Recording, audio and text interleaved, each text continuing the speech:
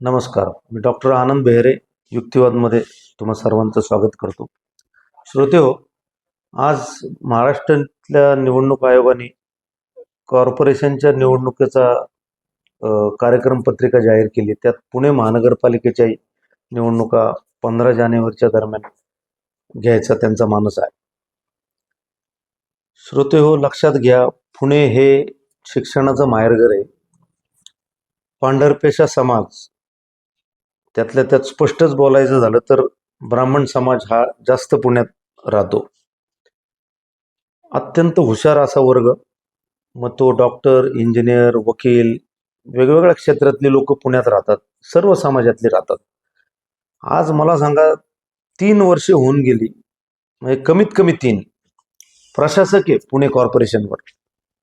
एकाही या बुद्धिवान वर्गातल्या एकाही माणसाला ह्याचं काही कधी वाटलं नाही का हो, की आज प्रशासन आहे, लोकप्रतिनिधी नाहीत. ही कुठली लोकशाही? हे मी अशासाठी म्हणतो की यातला एकही बुद्धिवान म्हणला जाणारा वर्गातील एकही व्यक्ती, स्त्री किंवा पुरुष, कोर्टात गेलेलं मी बघितलं नाही. पब्लिक इंटरेस्ट लिटिगेशन म्हणतो, PIL, की हे लवकरात लवकर निवडणुका घ्या आणि स्थानिक स्वराज्य संस्था पुणे कॉर्पोरेशनला खऱ्या अर्थाने इथं लोकशाही नांदेल अशा रीतीने इथं निवडणुका घ्या. हे प्रशासनाच्या हातात आम्हाला नकोय. का बरं एवढे शंड झालोत आपण? दुसरी गोष्ट, आज निवडणुका जाहीर झाल्या. आज मतदार म्हणून आपल्याला आपण स्वतःला प्रश्न विचारला पाहिजे की नक्की आपल्याला काय हवंय. आज श्रोतेहो, पुण्याचा जर तुम्ही डेमोग्राफिक जर विस्तार बघितला तर शिरूरला खेटायला पुणे जाते, इकडे लोणावळ्याला खेटायला जाते, या बाजूला तुम्ही शिरवळपर्यंत जाईल, इकडे जर तुम्ही सोलापूरकडे चाललात तर जवळजवळ यवतपर्यंत पुणे जाते. आज पौडपर्यंत पुणे जायला लागलंय. आज एवढा विस्तार पुण्याचा होतोय. ह्याच्यामध्ये पुण्याच्या सर्व ह्या ज्या पायाभूत सुविधा आहेत ह्याच्यावर अत्यंत ताण आलेला आहे.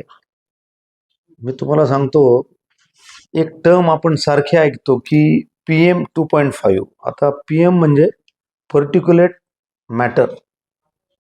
श्रोतेहो, 22 मजली पुण्यामध्ये टॉवर चाललेत. थोडासाच विचार केला तर ह्या पौड रोडला प्रत्येक सोसायटीची रिडेव्हलपमेंट स्कीम सुरू झालेली आहे. तुम्ही जर दिवसाच्या कुठल्याही वेळेला जर रस्त्यावर असाल आणि जर थोडंसं एक 100-200 मीटर वरच्या बाजूला जर तुमचं लक्ष गेलं हवेमध्ये, तर छोटे छोटे कण तुमच्या डोळ्यांना दिसतात. त्याला PM 2.5 म्हणतात. प्रदूषणाची अत्यंत भयानक पातळी ज्या वेळेला येते त्यावेळेला PM 2.5चे हे कण, हे धुलीकण, सिमेंटचे कण अशा स्वरूपात असतात. हे वातावरणामध्ये त्यांचं अस्तित्व असतं. आज तुम्हाला सांगतो, 1 कोटी पुण्याची लोकसंख्या व्हायला आली. आज मी वैद्यकीय व्यवसाय करतोय. गेल्या कोविड नंतर पुण्यामध्ये व्हायरल इन्फेक्शन आणि त्यानंतर होणारा तात्पुरत्या स्वरूपाचा दम्याचा जो प्रकार आहे तो इतका वाढलेला आहे की आम्हाला एक 10 पेशंट जर खोकल्याचे बघितले तर 3 पेशंटला आम्हाला इनहेलर द्यावा लागतं. मग त्याचा इनहेलरचा उपयोग असा असतो की हे जे PM 2.5 छोटे छोटे कण असतात ते तुमच्या फुफ्सामध्ये आतमध्ये जातात आणि जे श्वसनामार्फत ऑक्सिजन जातो आणि तो रक्तामध्ये जातो, तर तिथे जी झाडं असतात आपल्या फुफ्सांमधली ती झाडं बंद होतात. तर इतका मोठा प्रॉब्लेम आज हा आरोग्यावर पुण्याच्या नागरिकांच्या झालेला आहे.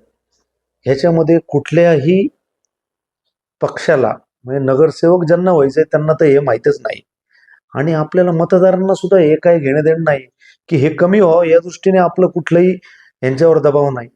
कारण मी तुम्हाला सांगतो, आज पौड रोड कोथरूडचा जर विचार केला तर ती जी 3 मजली बिल्डिंग होती ती पडणार, त्याच्या जागी 20-22 मजली इमारत येणार, तिथली लोकसंख्या वाढणार,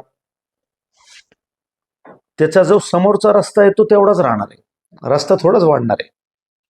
पाणी तुम्ही कुठनं पुरवणार? त्याच्यामध्ये आज हे अशा स्वरूपाचे PM 2.5चं जे कणांचं अस्तित्व आहे हवेमध्ये ते प्रदूषण अत्यंत भयानक पातळीवर गेलेलं आहे. त्याच्या संदर्भात काय विचार आहे? तर आज निवडणूक होऊ घातली, पण आपण मतदार म्हणून ज्या वेळेला आपल्याकडं हे विविध राजकीय पक्षांचे लोक जेव्हा पॅम्पलेटच्या स्वरूपात किंवा प्रत्यक्ष भेटीच्या स्वरूपात तुम्हाला जेव्हा भेटायला येतील, त्यावेळेला कुठलाही त्यांच्या स्वरूपाचा लाभाची गोष्ट म्हणजे कॅश पैसे आणि इतर न घेता त्यांना प्रश्न विचारा की तुम्ही नक्की विकास करणार म्हणजे नक्की काय करणार आहात?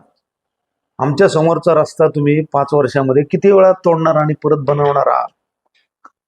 एकदा बनवलेला रस्ता तुमच्या टेन्युअर पूर्ण होतोपर्यंत, टेन्युअर म्हणजे त्यांचा कार्यकाळ, तो तसाच इंटॅक्ट राहणार आहे का? त्याच्या क्वालिटीचं काय आहे तुम्ही सांगणार आहात? असे प्रश्न विचारायला शिका. कारण अत्यंत भयानक परिस्थिती आहे, पूर्ण बोजवारा उडालेला आहे आणि पुण्याचं मला वाटतं खूप कठीण परिस्थितीमध्ये. आणि सत्ताधारी पक्ष, आजच मुख्यमंत्री पुण्यामध्ये होते, 3-3.5 हजार कोटीच्या म्हणले विकास कामांचं. अहो विकास कामं नुसते फक्त रोड रस्ते पूल झालं का विकास कामं आहे? अहो जिथं जिवंत माणसं राहतात, जिवंत माणसं जगली तर तुमच्या पुलावरनं प्रवास करतील ना. मी जो विषय मांडला आज, अत्यंत भयानक अवस्थेला गेलेलं पोल्युशन, अत्यंत भयानक पद्धतीने ट्रॅफिकची होणारी कोंडी, ह्याचं काय? जिवंत माणसं ही जगणार कशी आहेत ह्याचा जरा तुम्ही अजेंडा द्या, ह्याचा जाहीरनामा द्या. हे विकास कामं खूप झाला होता.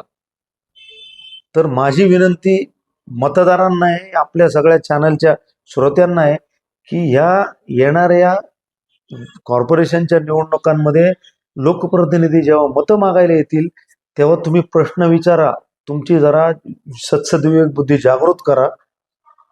एक प्रश्न लिहा. मी सामान्य माणूस आहे, मी कसं आता सामान्य पद्धतीने 2-3 मुद्दे तुमच्या पुढे मांडले की तुमच्या प्रभागामध्ये, तुमच्या वॉर्डमध्ये कुठले प्रश्न आहेत ते लिहा आणि विचारा. जेव्हा त्याचं जागरण होईल ना, जागरण, त्यावेळेला हे सगळे जागे होतील. आत्ता ह्या जानेवारीतल्या निवडणुकात नाही त्याचा बदल होणार, पुढच्या 5 वर्षानंतर होईल.